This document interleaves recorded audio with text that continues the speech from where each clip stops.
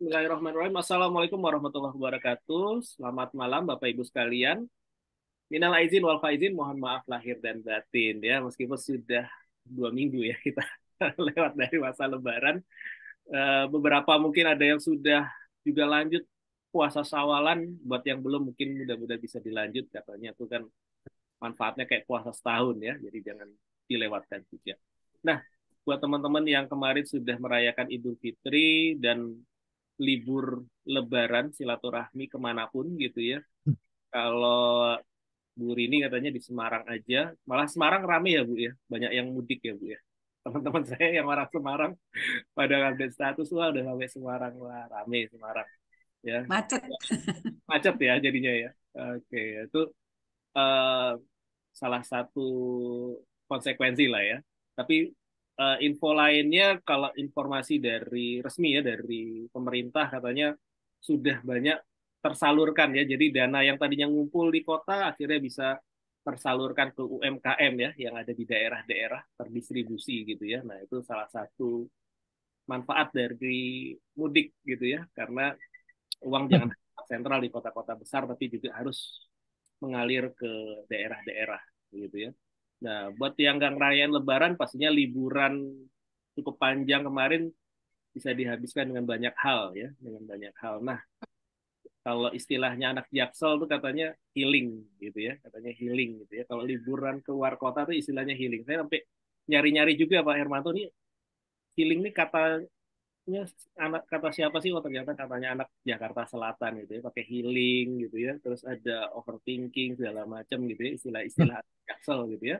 Nah, jadi kalau mereka lagi overthinking gitu ya, overwhelmed katanya gitu ya, banyak beban kerjaan, nah itu mereka katanya seringnya ke tempatnya Coach Eljo tuh.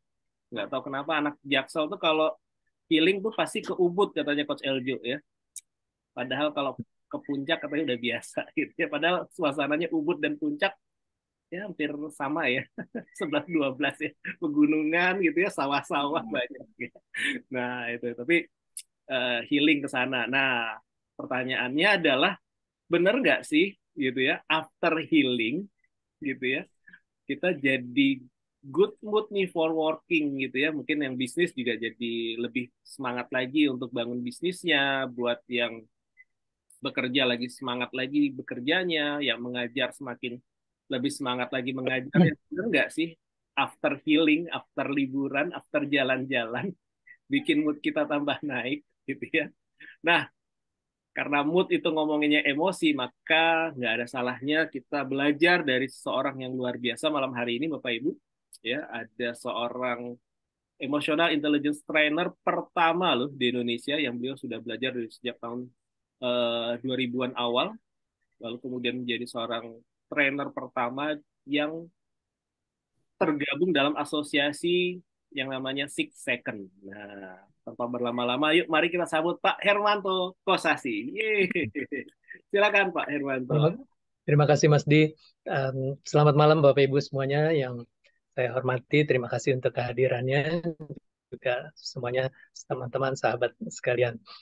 Selamat Hari Raya Idul Fitri walaupun sudah lewat beberapa waktu tapi rasanya suasananya masih gitu ya.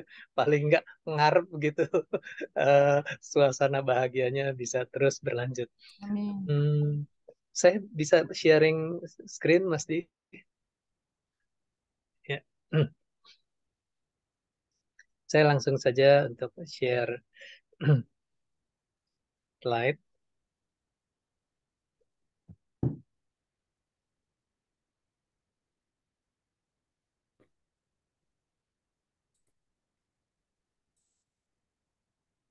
Ya, topik kita adalah good mood for working after healing. Jadi habis healing kita lebih segar, kita punya mood yang baik, mood yang positif, siap bekerja lagi, begitu. Saya Hermanto Kosasi, Indonesia First EQ Trainer, certified dari Six Seconds tahun 2000. Dan kalau mau hubungi saya bisa melalui WhatsApp saya atau Instagram atau Facebook.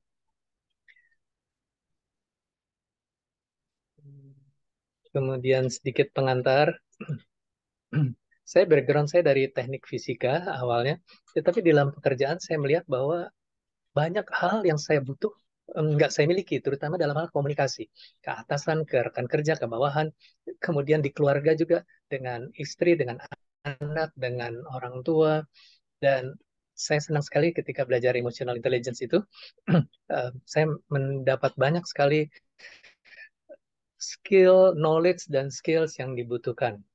Pertama, tahun 96, saya um, belajar tentang managing internationalization from EQ perspektif. Jadi perusahaan-perusahaan banyak yang multinasional, berbagai bangsa, lalu setiap bangsa punya karakter yang berbeda.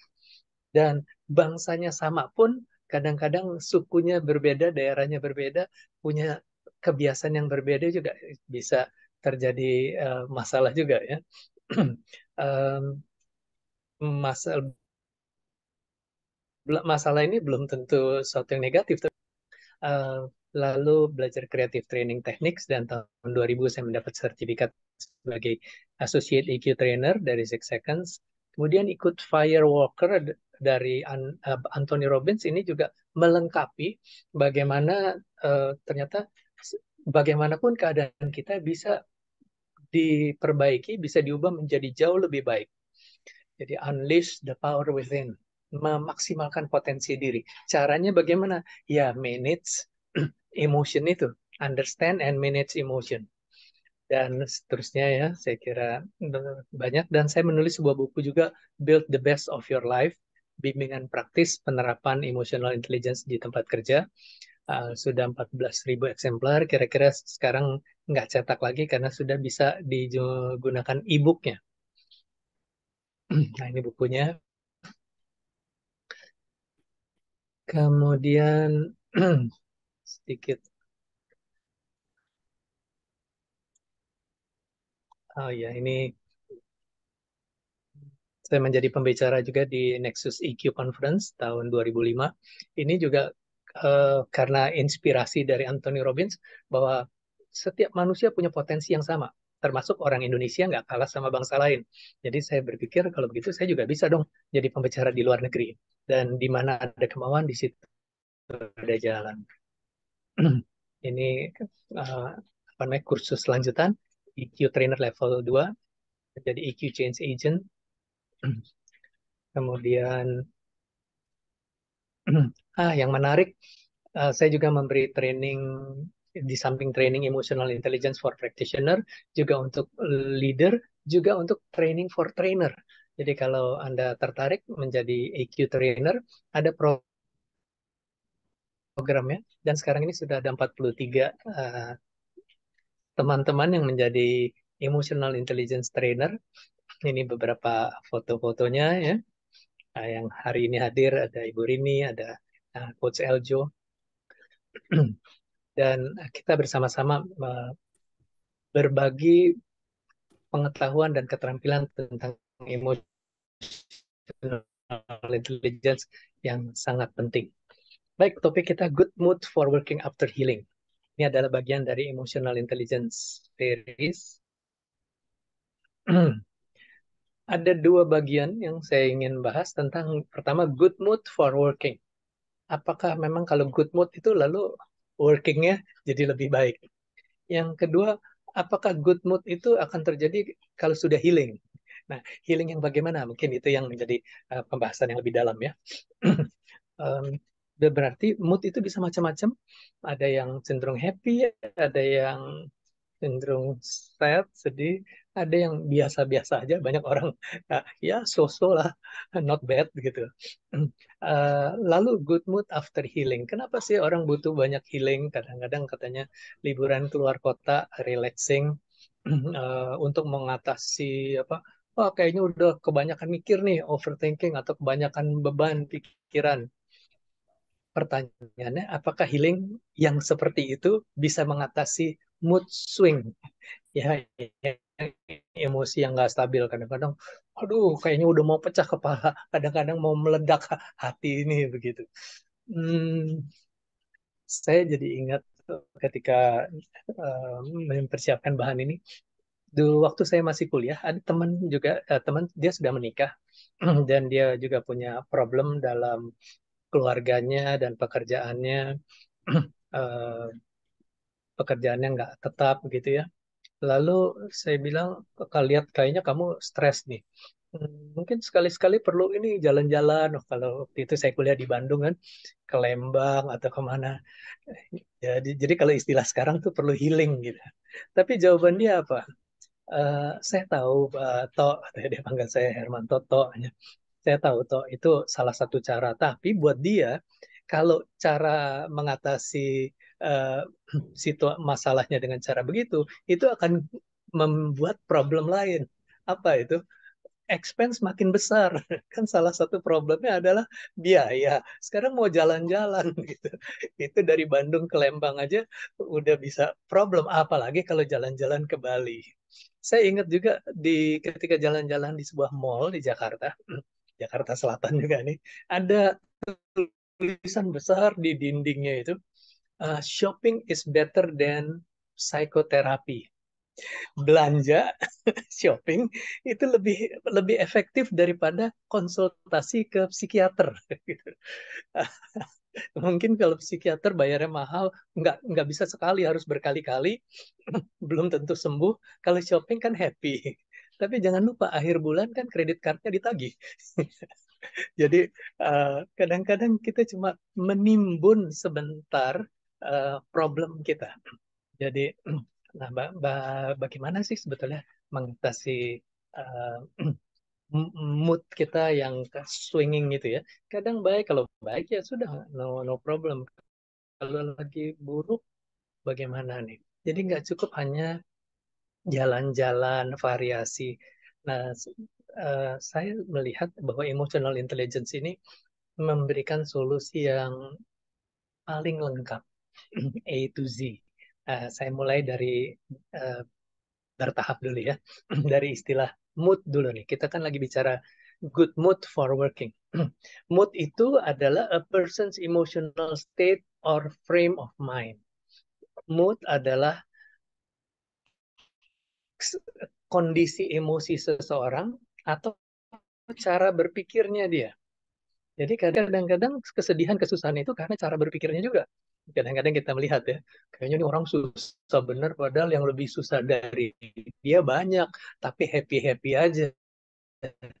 Nah, itu contoh uh, karena frame of mind. Atau sebaliknya ya, dia merasa kayaknya masih kurang nih, dia nggak achieve. Padahal dia udah, orang lihat dia udah di atas rata-rata, tapi dia masih frustrasi karena dia nggak number one gitu. Nah, itu karena frame of mind juga. The way a person feels influenced by a variety of factors. Jadi mood ini juga bisa dipengaruhi oleh berbagai faktor, uh, seperti pengalaman pribadi. Ya gagal lagi, beda tentu sama orang yang baru sekali gagal. Environmental factors, lingkungannya, orangnya, teman-temannya, bisa juga alam di sekitarnya.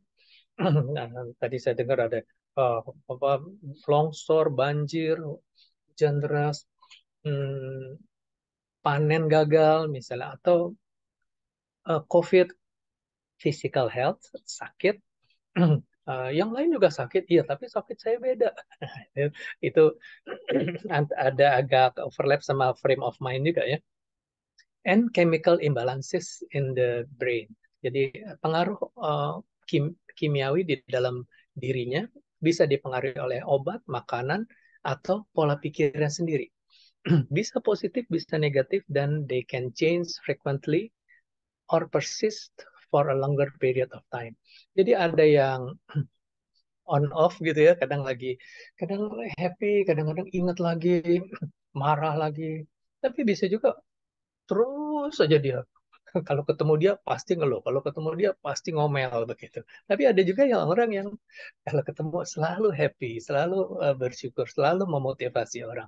Nah, itu mood jadi bisa ada macam-macam. Nah, ternyata mood ini berpengaruh pada tubuh kita. Misalnya kemarahan itu berpengaruh kepada tubuh bagian atas kita. Bisa jantung, paru-paru, otak. Kalau rasa takut juga seperti itu.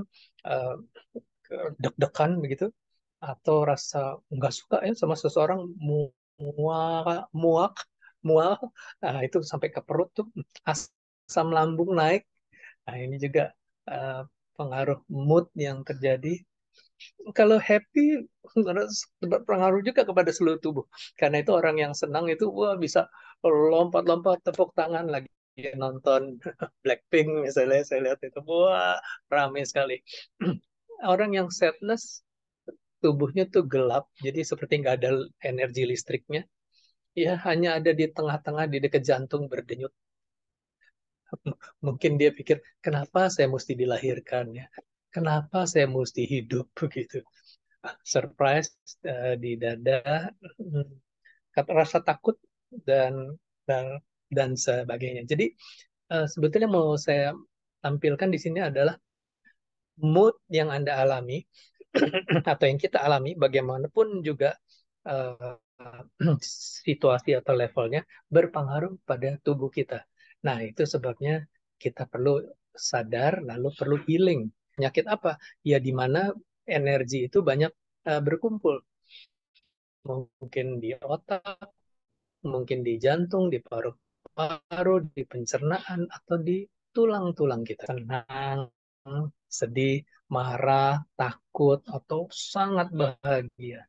Can have a significant impact on person's behavior. Bisa berpengaruh pada perilakunya. Kalau positif dia jadi produktif. Kalau negatif mungkin dia jadi tidak produktif, berpengaruh. Kalau positif ya dia aktivitasnya positif, kalau enggak mungkin jadi bisa jadi kejam, jahat, dan berpengaruh kepada keseluruhan hidupnya. Mula-mula rasa pegal-pegal gitu ya, di nggak nyaman di leher, lama-lama, aduh kok saya nggak bisa konsentrasi ya. Nah, karena itu kita perlu good mood. A good mood generally refers to a positive emotional state atau frame of mind. Kalau seorang yang punya good mood, they tend to feel happy. Dia merasa bahagia, rasa puas, dan optimis.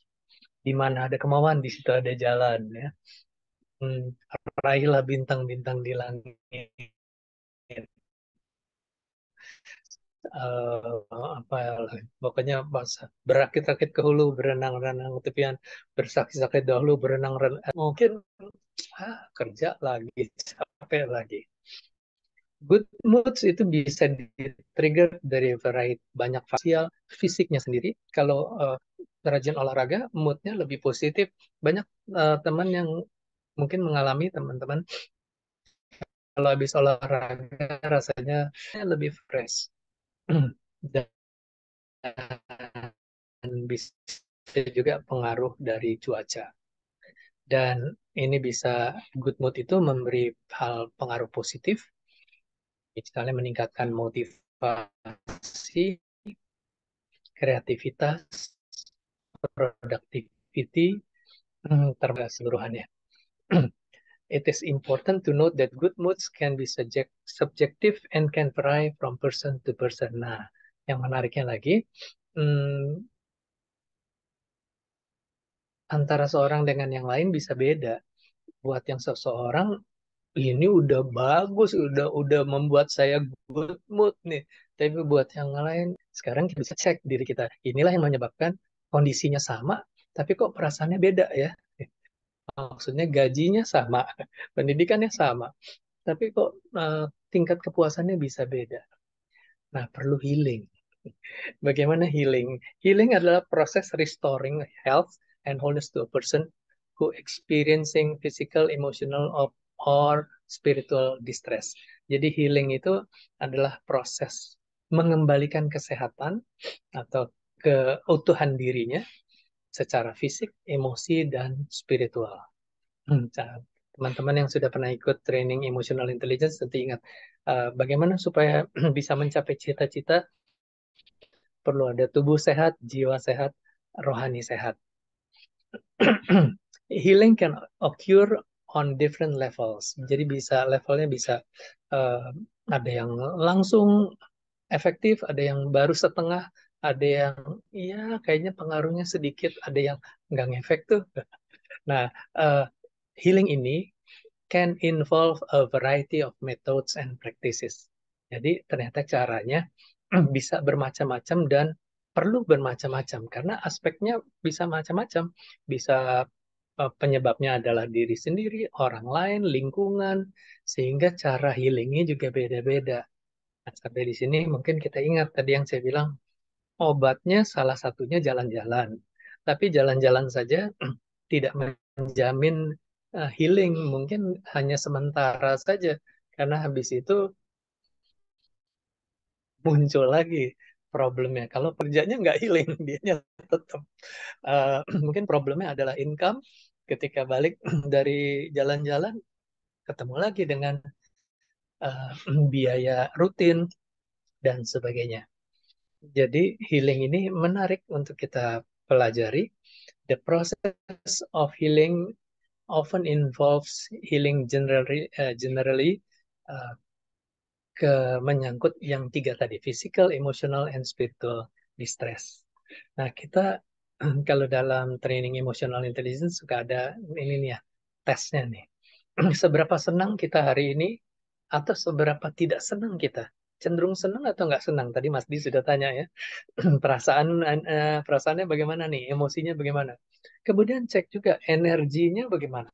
Semangatnya tinggi atau rendah? Nah, kita lihat kalau dia pleasant dan high energy, ya optimis, excite, ecstasy, excitement, senang, apa ya, surprise begitu, hopeful, punya pengharapan besar. Tapi kalau energinya rendah, walaupun senang ya, ya puas aja, eh, relax, restful, tapi nggak mau untuk bertindak kayaknya jangan yang macam-macam deh gitu. Nah, sebaliknya kalau dia unpleasant tapi energinya tinggi, nah ini bisa bergelora di dalam hatinya, ini bisa seperti bom waktu nih. Sewaktu-waktu dia bisa angry, bisa marah, bisa khawatir, bisa stres, bisa shock, eh, bisa eh, berpengaruh buruk kepada lingkungannya, ngamuk. Mungkin kita lihat ini ya, yang apa namanya kekerasan yang terjadi, dua anak muda yang baru sekarang masih kasus di polisi gitu. Mungkin orang yang melakukan apa penyiksaan itu dia punya high energy tapi dan unpleasant yang tinggi ada di situ. Kalau low energy dan unpleasant, ya mungkin dia down, lonely, dia diam aja di rumah. Nah, tapi kalau dibiarkan lama-lama berbahaya juga ya nanti, kan harus kerja, kan harus sekolah. Nah, healing itu tadi uh, involves underlying cause active. Sebetulnya pertama kita harus identifikasi dan menemukan sebetulnya apa sih penyebabnya sampai kita merasa bad mood. Kok mood kita nggak good mood begitu? Kita perlu lakukan identifikasi. Identifikasi ini uh, bisa mengakibatkan perbaikan. This can involve making changes to one lifestyle or environment. Akibat dari healing, bisa terjadi perubahan gaya hidup dan lingkungannya. Tadinya dia malas olahraga, kemudian jadi rajin olahraga. Tadinya dia bergaul sama orang-orang yang negatif, sekarang dia cari yang positif. Atau tadinya dia memberi pengaruh buruk kepada lingkungannya, sekarang lebih positif. The goal of healing is to support the body's natural ability. Jadi sebetulnya healing itu mendorong proses alami dari tubuh untuk repair dan restore itself. Manusia akan diciptakan Tuhan tuh baik adanya, sempurna. Jadi proses healing itu sebetulnya proses alami, bisa juga bisa alami juga spiritually kita memang terdorong untuk menjadi lebih baik, to promote overall well-being and balance, supaya kita seimbang lagi. Misalnya terlalu banyak mikir, uh, kurang perasaan, ya perasaannya ditingkatkan.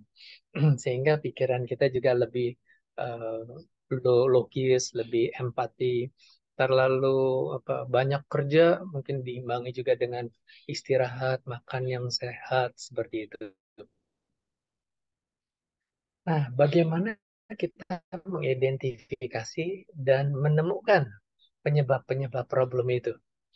Ini pakai pertama adalah temukan problem yang ada di dalam diri kita, self awareness. Bukan hanya problem, sebetulnya juga ada potensi yang ada di dalam diri kita. Potensi itu bisa positif, bisa negatif. Yang kedua, temukan sesuatu yang ada di lingkungan kita yang menyebabkan bad mood itu. Jadi kita perlu tingkatkan uh, ke dalam diri kita self awareness. Saya ini sebetulnya orangnya bagaimana sih? Yang kedua, bagaimana kita meningkatkan kepekaan kepada lingkungan kita. Orang-orang di sekitar kita bagaimana sih? Keluarga kita, orang tua, anak, istri, suami, teman-teman kita, teman kerja, lingkungan di mana kita tinggal. Nah, lalu apa yang dilakukan kalau kita sudah lakukan identifikasi ya dan menemukan oh ternyata saya ini punya kekuatan ini, punya kelemahan ini. Saya punya kebiasaan yang baik sebetulnya, tapi saya juga punya kebiasaan yang buruk. Maka kita perlu lakukan self management. Jadi jangan dibiarkan saja. Dulu saya ketika belajar tentang personality, orang tuh ada yang banyak bicara, ada yang sedikit bicara. Ada yang tegas, ada yang tidak tegas. Ya sudah, begitu saja, terima saja. Tapi ternyata uh, dalam emotional intelligence itu bisa dikelola, bisa dilatih. Karena itu kan ada training public speaking, ada training untuk bagaimana menenangkan diri, latihan self management. Dan termasuk self management ini adalah membangun motivasi di dalam diri. Saya mau jadi orang yang seperti apa sih? Nah, ini tiga tahap yang pertama ini akan membuat kita sampai di satu uh, titik uh, perhentian pertama. Di situ kita akan merasa bahagia. Dia udah lebih bisa mengendalikan diri, sudah punya cita-cita dan mungkin sudah mencapai sedikit atau mengarah ke sana, tapi bahagianya masih tanda petik nih. Kita sendiri yang tahu, tapi masih terbatas. Kenapa? Karena nabrak lingkungan kita kan, outside the person. Nah, bagaimana supaya kita bahagianya bisa lebih sempurna? Kita perlu kenali lingkungan kita. Kita misalnya mau bahagia itu mau bisa jalan-jalan, keluarga ikut nggak? Mau diajak keluarga, tapi keluarganya mungkin kita maunya ke Bali, keluarga maunya ke Singapura misalnya. Wah, nggak cocok nih. Kita perlu social awareness. Kenapa sih kok dia berbeda? Kita maunya kalau kerja tuh tenang suasananya, tapi lingkungan kita senangnya ngobrol rame gitu. Kita kita pahami dulu ini. Nah, lalu apa yang kita lakukan? Kalau kita sudah punya kepekaan terhadap lingkungan, kita perlu latih relationship management. Bagaimana menjalin hubungan yang baik, jangan ditabrakan. Aku begini, engkau begitu. Tapi bagaimana kita bisa eh, bisa mendekatkan lah perbedaan itu. Kita lebih memahami dia, dia pun juga bisa lebih mengerti. Sehingga kita ketika terjadi relationship yang baik itu, maka kita bisa mencapai eh, motivasi kita dengan eh, lebih menyenangkan gitu. Achievement misalnya terutama terasa sekali kalau di pekerjaan kan kita nggak bisa rajin sendirian, harus didukung oleh rekan kerja, didukung oleh atasan, didukung oleh bawahan. Kalau hubungan kita baik dengan semuanya, maka kita bisa mencapai achievement. Saya bilang achievement level 1 nih, di mana kita rasa bahagia, tujuan saya tercapai dan hubungan dengan teman-teman juga baik. Nah, ternyata masih ada satu lagi yang perlu kita identifikasi dan kita temukan dalam rangka uh, well-being tadi nih, yaitu noble goals. Sebetulnya tujuan hidup kita apa sih? Yang kalau kita punya tujuan hidup kita, nah ini membuat kita bisa extra mile lagi, maju. Dan ini yang saya bilang achievement yang kedua. Kalau tadi achievement yang pertama itu bahagia, maka achievement kedua ini bermakna. Apa bedanya bahagia dan bermakna? Kalau bahagia buat kita sendiri, orang lain belum tentu. Tapi kalau bermakna, orang lain merasa, orang lain mendapat manfaatnya. Jadi ini bahagia yang utuh sebetulnya kalau kita bisa masuk ke kelompok yang sampai di depan ini. Dan supaya kita bisa masuk ke achievement level 2 ini, ya kita perlu jalani tadi uh, inside the person di dalam diri kita, self awareness, self management, kembangkan intrinsic motivation. Lalu suatu ketika kita sadar kita nggak bisa sukses sendirian nih. Saya perlu kerjasama dengan orang-orang di sekitar saya. Nggak perlu dengan semua orang. Semua orang ketemu, kita senyum, kita ngobrol. Nanti kerjaan juga nggak selesai. Lihat beberapa orang yang memang yang perlu kita ajak kerjasama dan kita butuhkan, maka terjadilah relationship yang baik. Nah, kemudian kalau kita mau bermakna bagi lingkungan kita, kita pikirkan lagi apa sih yang saya bisa berikan buat mereka. Kalau sebelumnya apa yang saya bisa raih bersama-sama dengan mereka, tapi kalau yang achievement 2 itu apa yang saya bisa berikan buat mereka. Jadi menjadi berkat, menjadi manfaat. Ya, ini adalah proses healing yang sesungguhnya nih. Jadi kita perlu jalankan seperti ini. Jadi emotional intelligence itu apa? Emotional intelligence adalah kemampuan memahami dan mengelola emosi diri sendiri, your own emotion, and those of the people around you. Jadi kita lihat ini, kita perlu kendalikan diri kita, memahami dan manage diri kita, juga pahami dan manage emosi orang lain. Manfaatnya apa? 80-90% kompetensi that differentiate top performers are in domain of emotional intelligence. Kita bisa jadi top performers, jadi bisa optimal posisi kita, prestasi kita. Apa kita bisa di segala bidang?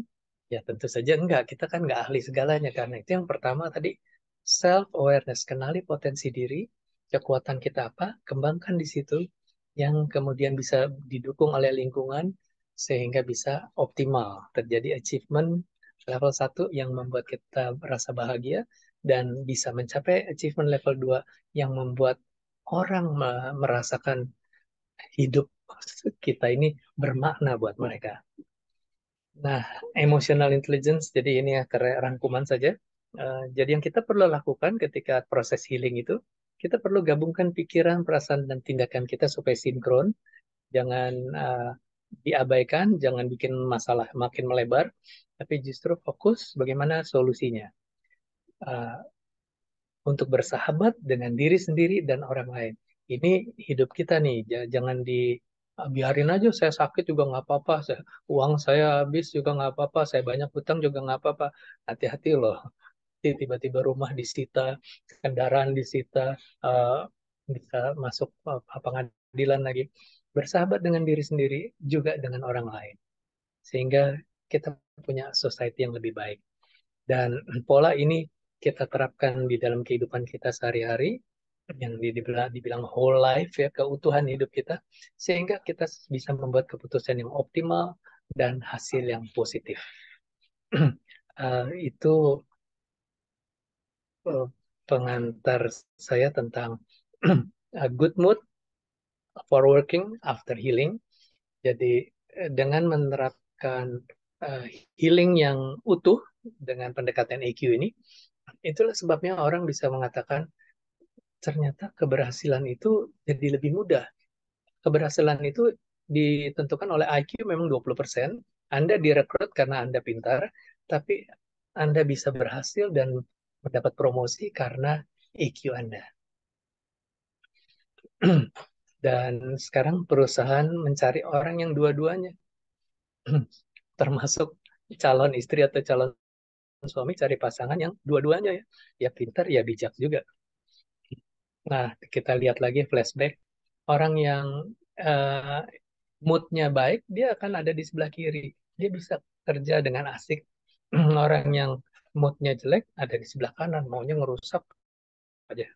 Yang di tengah-tengah, yang so-so begitu. Nah, perlu kita juga ajak untuk healing yuk, supaya kita bisa lebih produktif dan lebih dihargai. Ya, saya kira itu yang saya ingin sampaikan. Jadi, sebetulnya 4 kerangka emotional intelligence dari Daniel Goleman mencerminkan yang tadi itu, tahapan dari yang diri sendiri, terus yang orang lain. Saya kira itu, mungkin ada pertanyaan sampai di sini. Silakan.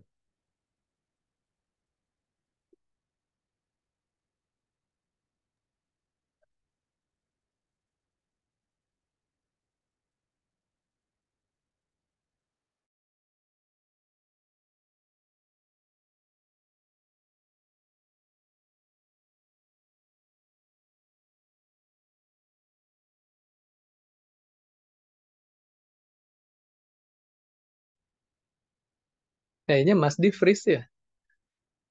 Oh, boleh lihat slide terakhir lagi. Terakhir yang yang Oh, oke, coba kita silakan. lihat Boleh ya. Pak, ditampilkan lagi Pak. Yang slide yang ini atau yang sebelumnya, Bu Desi?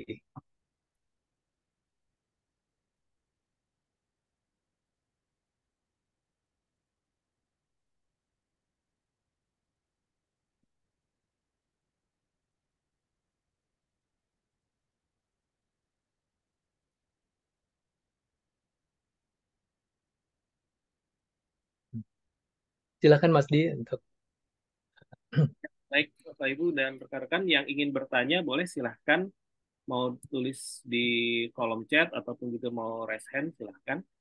Ini menarik sekali topiknya malam hari ini. Mungkin dari Kak Novi, Pak Adi, Bu Umi ya yang baru pertama kali bergabung silahkan. Oh ikutan dua Zoom. Oke, mantap Pak Adi. Ya silakan yang ingin bertanya teman-teman. Jadi bicara. Oh oke, baik. Terima kasih Kak Novi. Izin bertanya nih Pak dari Kak Novi ini. Sebaiknya healing itu idealnya kita lakukan berapa kali dalam 1 tahun agar tetap terjaga. Nah, itu menarik sekali. iya. Silakan. eh, iya, terima kasih Bapak Bu Noviani. Hmm, saya ketika mempersiap ini, saya membayangkan orang kan bilang healing, perlu healing. Hmm, nggak bisa tiap minggu ya kalau keluar kota. Habis barangkali bisa tiap minggu. Tapi sebetulnya eh, kita sudah disediakan tuh Sabtu Minggu kan libur. Jadi itulah kesempatan kita untuk healing. Dan kadang-kadang kita seharian stres penuh. Kan ada jam istirahat, jam 12 sampai jam 1. Disitulah kita bisa healing. Bagaimana melakukan healingnya itu?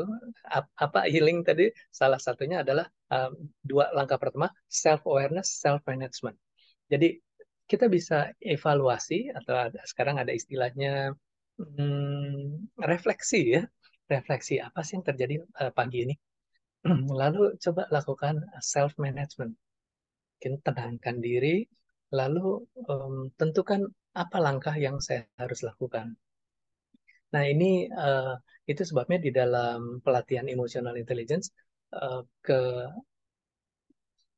tahap-tahap ini memang dilatih dari pagi sampai sore ya, dari jam 9 pagi sampai jam 5 sore. Sehingga kita bisa melatih, misalkan baik, pertama kita bisa berpikir baik kalau hati kita tenang. Bagaimana menenangkan diri? Salah satunya tarik nafas yang dalam beberapa kali, minum air segar, apa air bening gitu ya.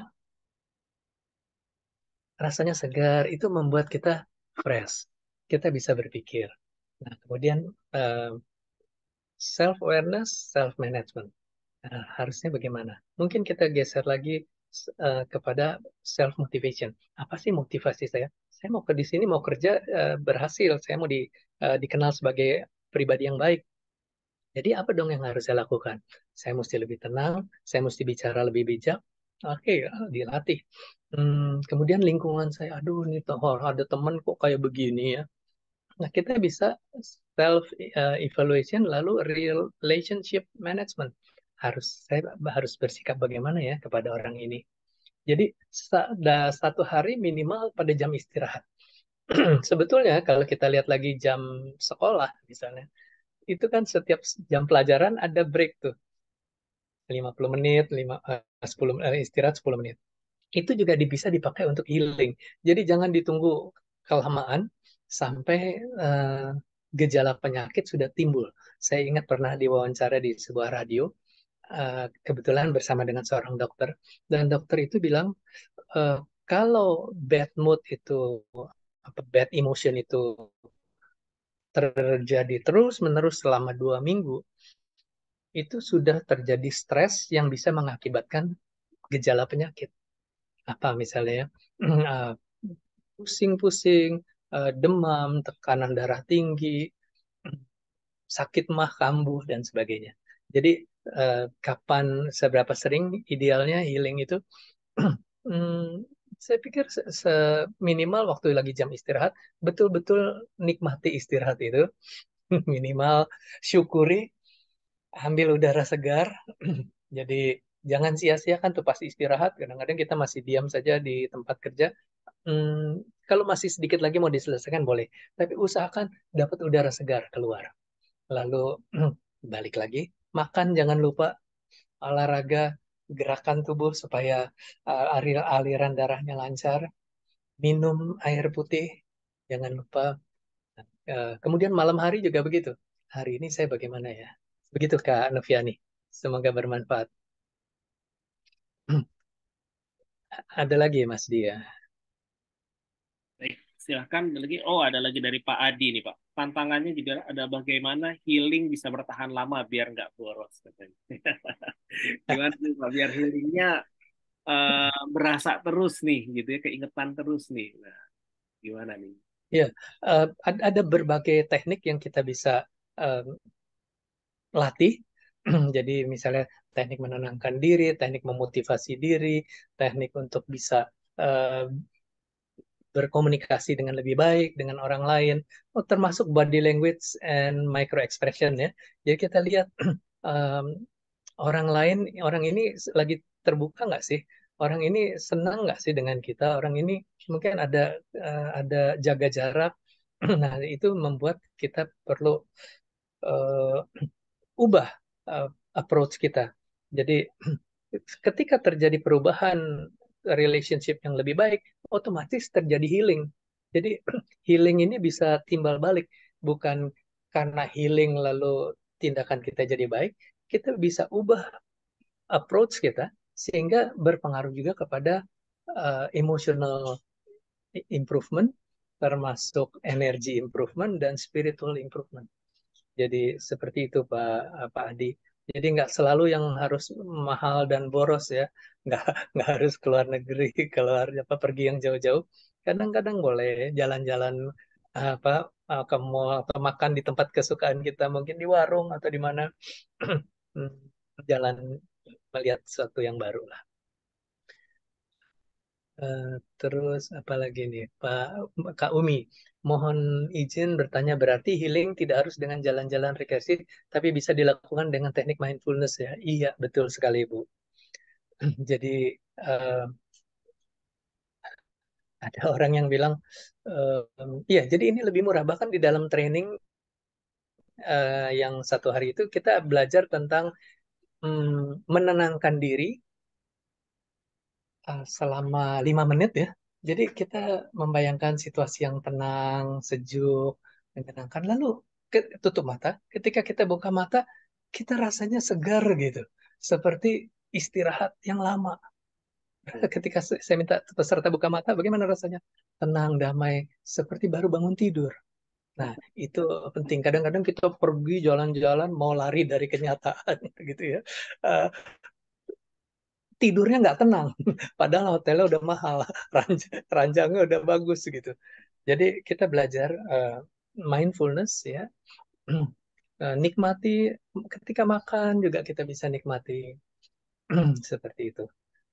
Ibu Desi, menurut saya kata healing itu kurang tepat disebutkan untuk liburan, shopping, atau segala sesuatu yang berkaitan dengan kesenangan, karena arti healing itu penyembuhan. Iya.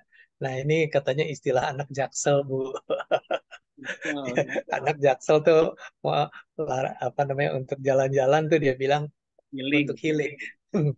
Nggak tahu healingnya itu beneran atau cuma alasan untuk ambil cuti. Betul, betul, betul. Jadi kalau dia cuti, dia sebutnya healing, Kak Desi ya. Jadi kalau anak Jaksel. Oke, baik. Sambil menunggu mungkin Bapak Ibu ada pertanyaan lain, boleh saya info dulu ya Pak ya. Iya, Infokan silakan Mas Di. beberapa hal ya. Jadi baik Bapak Ibu sekalian, terima kasih yang sudah bergabung sampai dengan malam hari ini. Izinkan saya untuk eh, berbagi informasi. Sudah kelihatan belum ya share screen-nya Pak Hermanto? Sudah kelihatan ya Pak? Sudah terlihat? Iya, sudah. Nah ya, baik. Baik. Ya, ini adalah emotional intelligence series di mana saat ini ada 4 program dan ini kebetulan banget di bulan Mei dan Juni ini kita ada 4 program yang running sequence ya. Jadi Bapak Ibu kalau memang betul-betul ingin mengalami sebuah proses transformasi gitu ya dari moodnya yang nantinya kan kita nggak bisa kendaliin segala sesuatu yang ada di luar dari diri kita ya Pak Hermanto sudah sampaikan tadi ya. Tapi kita bisa mengendalikan apa yang dalam diri kita.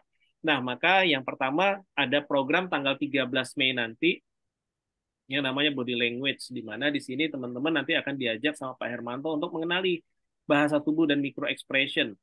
Nggak nanggung-nanggung, ada 7 cara membaca bahasa tubuh dan 7 cara membaca micro expression. Jadi kalau Bapak Ibu, terutama para trainer, coach, terapis, ataupun guru, pastinya kita sering nggak ngeh nih, apakah audiens kita, apakah murid-murid kita itu dalam kondisi yang membutuhkan ice breaking atau enggak, gitu ya. Padahal udah lagi semangat gitu, tambahin ice breaking jadi malah tambah low energinya. Tapi ada kondisi yang kita perlu lihat juga nih, bagaimana caranya untuk bisa kita memperhatikan sekitar kita sehingga kita bisa lebih peka lagi emotional intelligence-nya. Nah, ini buat teman-teman yang sudah ikutan EIP, wajib dong ikut body language supaya lebih mantap lagi EIP-nya ya. Nah, EIP itu apa? EIP adalah Emotional Intelligence Practitioner. Nah, ini tadi sudah disampaikan sama Pak Hermanto bahwa ini adalah pelatihan full day seharian dari pagi sampai dengan sore.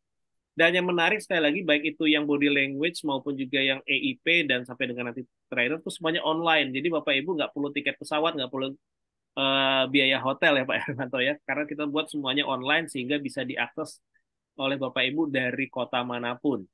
Nah, di mana di sini Bapak Ibu nanti bisa memahami emosi dalam diri gitu ya. Ini sebenarnya marah sama kesel bedanya apa ya? Nah, itu. Terus kemudian mengarahkan emosi-emosi yang lebih positif lagi dan tentunya yang menarik adalah tadi sudah disampaikan sama Pak Hermanto, kita bisa membuat sebuah dreams dan tidak hanya dreams tapi juga noble goals ya, goal untuk di masa depan. Dan yang menarik Bapak Ibu, Emotional Intelligence Practitioner ini Bapak Ibu akan mendapatkan bonus yaitu IKI score. Bapak Ibu nanti akan ada self assessment, akan dinilai apakah kondisi emosional hari ini tuh seperti apa sih grafiknya, mana yang harus diimprove, apa mana yang memang sudah baik dan bisa ditingkatkan lagi. Nah, ini nggak semua pelatihan ada fitur ini ya, ada bonus ini menarik sekali. Lalu kemudian ada juga emotional intelligence for leader. Baik itu, oh tapi kan saya bukan seorang pemimpin Pak di perusahaan. Ya, tapi kan pasti Bapak Ibu menjadi seorang pemimpin di keluarga minimal gitu ya. Nah, ini perlu kita pahami juga karena yang menarik di sini kita akan mempelajari bagaimana sensitivitas emosi perilaku orang lain. Nah, terus kemudian ada beragam gaya kepemimpinan ya Pak Hermanto dan kita juga akan mempelajari metode-metode mengenali personality, terutama personality diri dan nanti kita juga bisa menggunakan untuk mengenali personality orang lain. Nah, yang terakhir Bapak Ibu, kalau tadi sudah serangkaian itu sudah dilakukan, maka Bapak Ibu ini syaratnya ya minimal untuk bisa mengikuti emotional intelligence trainer minimal harus ikut yang EIP tadi ya yang tanggal 27 Mei. Nah, di mana Bapak Ibu nanti bisa bergabung sama komunitas trainer dan seru banget beberapa hari lalu ya Pak Hermanto kita ada diskusi mengenai bagaimana sih metode pembuatan sebuah modul training yang efektif. Wah, itu seru banget tuh. Banyak banget para trainer yang sharing di grup itu. Dan itu hal-hal yang salah satunya yang memperkaya teman-teman trainer dalam mengembangkan modul-modul yang mengandung emotional intelligence ke depannya. Nah, terus kemudian ini kelasnya terbatas banget emotional intelligence for trainer. Kita maksimal hanya 10 orang karena nanti tidak hanya mendengarkan bagaimana cara efektifnya kita membawakan materi emotional intelligence, tapi Bapak Ibu juga akan diminta sama Pak Hermanto untuk membawakan materi emotional intelligence yang sudah Bapak Ibu dapatkan sebelumnya gitu ya. Dan ditambah lagi nanti Bapak Ibu dipaksa gitu ya. Karena syarat untuk bisa mendapatkan sertifikatnya harus juga mau menulis. Nah, dengan 2 tulisan salah satunya itu menjadi syarat yang kita bisa mumpuni menjadi seorang trainer karena salah satu guru saya namanya Kek Jamil Azaini, buku adalah kartu namanya seorang trainer katanya. Jadi seorang trainer paling nggak harus bisa menulis minimal artikel gitu ya, minimal artikel. Nah, ini training for trainer. Nah, pertanyaannya harganya berapa Mas Dina? Ini Bapak Ibu silakan boleh di print screen dulu gitu ya. Jadi kalau body language dan micro expression kelas offline-nya saya sudah lihat juga Pak Hermanto membawakan sesi offline ini seru banget ya Pak Hermanto ya, full day offline itu banyak prakteknya gitu ya. Nah yang online juga nggak kalah seru Bapak Ibu ya. Jadi kalau harga normalnya untuk yang offline itu di 599, tapi khusus di harga promo ini Bapak Ibu di 299 untuk yang body language dan micro expression tanggal 13 Mei Sabtu depan. Lalu kemudian yang emotional intelligence practitioner harga normalnya di 199, harga promonya di 599 atau hematnya sampai 1,4 juta loh Bapak Ibu ya. Kalau yang body language tadi hemat 300.000. Emotional intelligence leaders juga sama Bapak Ibu di harga 199 ini besoknya. Jadi Sabtunya belajar emotional intelligence practitioner, minggunya belajar bagaimana caranya menerapkan emotional intelligence tadi ke dalam bidang kepemimpinan. Nah, ini juga sama harga normalnya di 199, harga promonya di 599 dengan hemat sekali lagi di 1,4 juta. Lalu kemudian ada training for trainer, ini 2 hari full day, 10 dan 11 Juni nanti. Harga normalnya di 399, di harga promo 1,599. Hemat 2,4 juta. Kalau di total-total ya Bapak Ibu, ini Pak Hermanto baik banget. Untuk Bapak Ibu, 4 training ini Bapak Ibu bisa menghemat 5,5 juta. Ditambah lagi kalau misalnya Bapak Ibu ada di luar kota, nggak perlu beli tiket pesawat PP, nggak perlu nginep di hotel. Wah, itu pasti semakin lebih hemat lagi tentunya. Nah, ini hanya untuk yang malam hari ini, ada di Zoom ini. Ini ada promo tambahan Bapak Ibu. Ya, promo tambahan. Entah, promo tambahannya apa sih Mas Di? Nah, ini kita lihat ya. Nah, ini promo tambahannya Bapak Ibu. Bentar, kita lihat dulu promo tambahannya. Jadi buat Bapak Ibu yang ambil all in one Bapak Ibu malam hari ini ada promo tambahannya yaitu untuk tadi ya kalau Bapak Ibu lihat yang 3.096.000 ini kan harga promo. Nah, ini masih ada early bird 2 dan 1 ya. Buat yang mungkin barangkali mau lebih hemat lagi ada Bapak Ibu yaitu kalau transfer di antara Selasa sampai dengan Kamis itu di harga 2.796.000, tapi kalau transfernya besok maka harganya menjadi 2,2.096.000 saja. Jadi Bapak Ibu yang ingin bergabung untuk for all in one gitu ya. Nah, ini empat-empatnya ikutan gitu ya dari body language, terus kemudian emotional intelligence practitioner, emotional intelligence for leader dan sampai dengan TFT itu cukup membayar 2.296.000 itu sampai besok saja gitu ya promonya.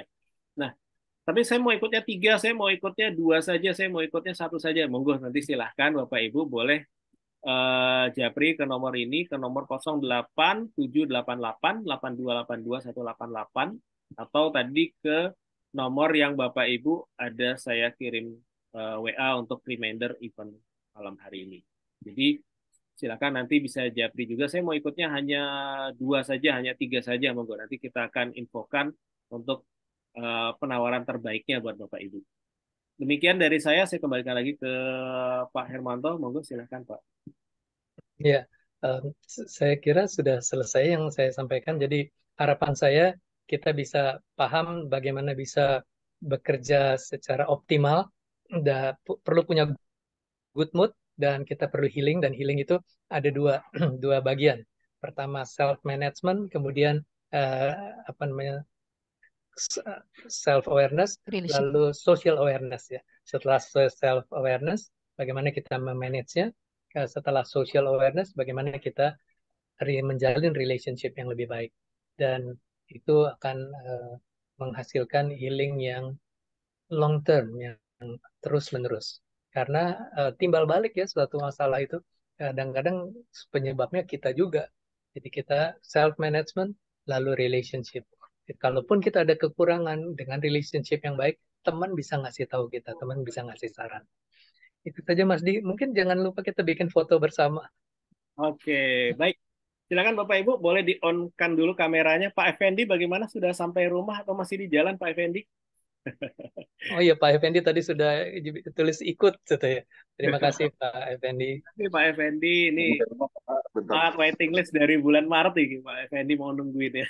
Bulan Mei. Luar biasa. Thank you Pak. Oke, sudah bisa. Wah, ada Pak Anyan juga. Wah, ini ya, pemirsa setia nih Pak Anyan. Apa kabar Pak Anyan? Halo Mas Di, Anyan. mantap. Pak Anyan ini satu alma mater nih sama saya nih. Wah, Baru ngobrol-ngobrol wah, bulan lalu ya. oke. Boleh on cam semua sudah? Ada lagi yang bisa on cam? Cukup ya. Oke, baik. Baik, kita foto bersama. Gayanya gimana nih Bu Rini? Pak Siahan nggak sempat foto nih. Iya, kita sempat duluan. Gimana gayanya Bu? Kasih hati aja. Oh, kasih hati aja dulu ya. Yuk, siap. Satu. Dua tuh Kak Noviani udah bilang. Oke, yuk. Dua. Siap. Satu, dua, tiga. Oke, sekarang gayanya mungkin kayak ini ya, lebaran gitu ya, minal aizin wal faizin ya. Siap. Satu, dua, tiga. Oke, ya terima kasih semuanya Bapak Ibu yang sudah bergabung. Mudah-mudahan mendapatkan manfaat yang luar biasa pada malam hari ini.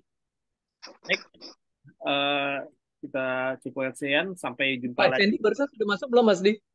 Kenapa Pak? Pak Effendi, tadi Pak Effendi masuk ya? Sudah masuk Pak. Sudah masuk Pak. Dan nanti Bapak Ibu untuk pendaftaran nanti cukup japri aja ke saya. Pak Effendi kemarin sudah lebih dulu ya menyerahkan nama dan emailnya. Siap Pak, nanti kita infokan lagi untuk detail informasinya. Terima kasih Bapak Ibu sekalian. Sehat selalu dan mudah-mudahan Amin. kita menerapkan apa yang sudah disampaikan oleh Pak Hermanto. Selamat malam. Terima kasih. Wassalamualaikum warahmatullahi wabarakatuh. Terima kasih Pak. Waalaikumsalam. Selamat Terima malam. kasih Pak